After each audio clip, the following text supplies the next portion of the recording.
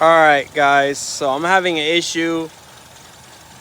I picked up this can as mass airflow cleaner, right? And I'm gonna spray right here because I think this is where the leak is.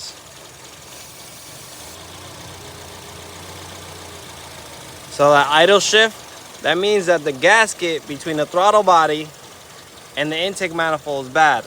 I already sprayed it back here, nothing happens. Thought it was there. It's right here. Yep, that's all I need. Throttle, body, gasket. And that's the way you find if you have a vacuum leak. I changed the intake. There was a rip here on the old intake. So let's fix that.